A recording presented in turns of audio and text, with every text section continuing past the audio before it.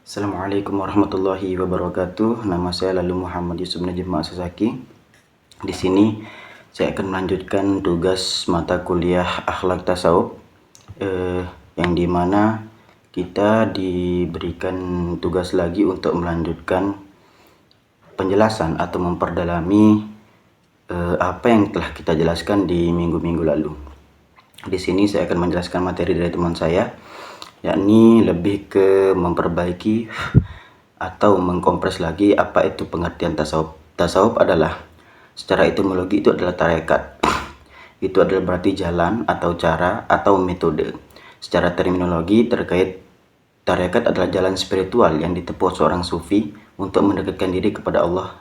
Dalam praktiknya, tarekat juga bermakna organisasi sufi yang memiliki syekh atau mursyid atau upacara atau ritual dan zikir-zikir yang tertentu. Adapun tujuan utamanya itu tidak lain untuk mendapatkan diri kepada Allah Subhanahu wa taala, tentu riadoh atau latihan jiwa, melalui riadoh atau latihan jiwa, mujahadah atau melawan hawa nafsu, dan tazkiyah an-nafs dan zikir sebagai saran utama untuk mengingat Allah Subhanahu wa taala. Adapun tahapan-tahapan di dalam tarekat, yaitu yang pertama adalah menurut Vermudi, yaitu perjalanan spiritual seorang sufi melalui 4 fase. Yang pertama itu fase lahiriah, yaitu ibadah menjauhi keduniawian. Yang kedua itu fase batiniah, itu pembersihan hati dan penyucian jiwa.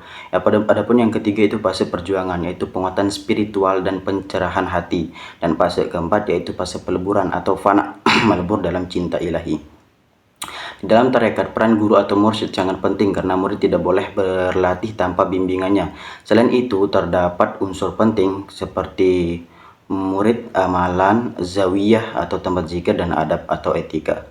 Sejarah perkembangan tarekat, yaitu cikal bakal tarekat itu muncul sejak tahun abad ketiga atau 4 Hijriah melalui gerakan sufi seperti Malamatiyah dan Taifiyah. Tarekat dalam bentuk organisasi baru berkembang pada abad ke-6 sampai 7 Hijriah atau setara dengan 12 sampai 13 Masehi. Dengan lahirnya tarekat Qadiriyah yang didirikan oleh Syekh Abdul Qadir Al-Jailani. Adapun setelah tarekat Qadiriyah muncul, barulah muncul tarekat Naksabandiyah dan Syaziliyah dan Syatariyah. Adapun menurut Harun Nasution, perkembangan tarekat melalui 3 tahap, yaitu Khanakoh, itu tempat pertemuan para sufi. Yang kedua itu Torikoh atau pembentukan ajaran dan metode tasawuf. Dan yang ketiga itu Taifah, terbentuknya organisasi tarekat dengan cabang di berbagai daerah. Adapun faktor-faktor historis dan sosiologis munculnya tarekat itu dipengaruhi oleh salah satunya itu krisis politik dan moral pada zaman runtuhnya Bani Abbasiyah. Yang kedua itu kebutuhan spiritual. Bani Abbasiyah ini diserang oleh bangsa Mongol. Runtuhnya Bani Abbasiyah, maka disitulah krisis moral spiritual umat Islam. Makanya di sini dibilang yang mempengaruhi timbulnya tarekat. Adapun yang selanjutnya itu peran Imam Al-Ghazali yang membuka ajaran tasawuf praktis atau tasawuf amali bagi umat yang awam. Adapun tokoh-tokoh yang penting dalam perkembangan tarekat, yaitu yang pertama Syekh Abdul Qadir Al-Jailani, yang dimana beliau ini pendiri tarekat Qadiriyah, menekankan pada taubat, zuhud, tawakal, syukur, sabar, dan ridho. Dan yang kedua itu Bahauddin An-Naksabandi, itu pendiri tarekat Naksabandiyah, menekankan zikir dan muraqabah. Yang ketiga itu Ahmad Rifai, itu pendiri tarekat Rifaiyah, terkenal dengan zikir berjamaah dan kekuatan spiritual. Adapun yang keempat yaitu Sayyid Abdullah Al-Haddad, yaitu sufi besar Yaman, menekankan muraqabah atau kesadaran selalu diawasi oleh Allah Subhanahu wa taala. Yang kelima itu Syekh Muhammad Samman, pendiri tarekat Sammaniyah yang berpengaruh di Indonesia, terutama di bagian Aceh sana. Adapun tokoh-tokoh ini tarekat berperan dalam menjaga moral umat, penyebaran Islam, dan membangun dimensi spiritual masyarakat. Hingga kini berbagai tarekat seperti Qadariyah, Naksabandiyah, Syaziliyah, dan Sammaniyah itu masih eksis dan menjadi bagian penting di dalam tradisi Islam dunia, termasuk di tempat kita ini, Indonesia. Adapun yang kedua itu makna hidup bagi pengikut tarekat Qadiriyah dan Naksabandiyah di Sukmara. Di sini saya menukil sebuah artikel yang ditulis oleh Soleha Jurnal Teologi, yaitu memiliki tujuan penelitiannya itu menjelaskan bagaimana pengikut Tarikah Qadiriyah dan Wan Naksabandiyah di desa Sungai Pasir, Sukmara, Kalimantan Tengah menemukan makna hidup melalui praktis tasawuf.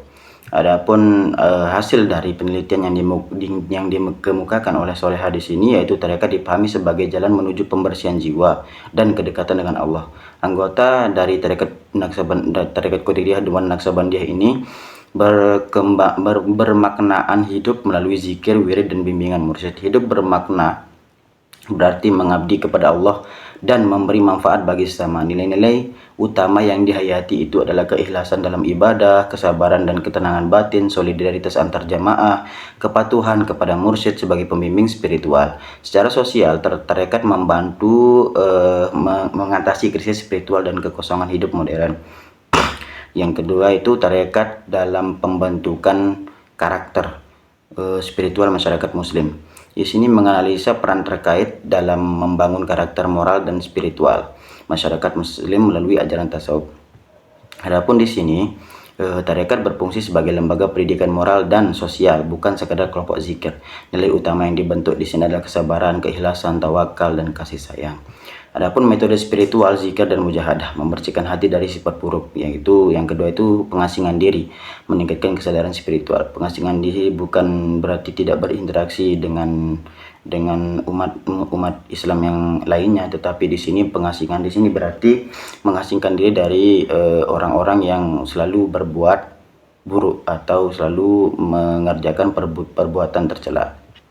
Adapun yang ketiga yaitu penelitian sebelum mengikuti tarekat, sebagian besar responden mengalami krisis eksistensial dan kekosongan makna hidup. Setelah bergabung, mereka menemukan makna hidup melalui makrifat, mengenal Allah, dan zikir dan ibadah yang menenangkan hati, dan kesabaran dan ketabahan dalam ujian hidup. Ditemukannya kesucian antara tasawuf dan logoterapi, yakni sama-sama meningkatkan pencarian makna melalui nilai kreatif, amal dan karya, nilai penghayatan iman dan cinta kasih, dan nilai bersikap sabar dan tabah menghadapi penderitaan. Tasawuf memberikan terapi spiritual untuk mengatasi kekosongan batin modern dan mengembalikan manusia kepada tujuan yang hakiki atau ridho Allah Subhanahu wa Ta'ala. Mungkin hanya ini yang dapat saya sampaikan. Mohon maaf atas kekurangannya. Sekian dan terima kasih. Wassalamualaikum warahmatullahi wabarakatuh.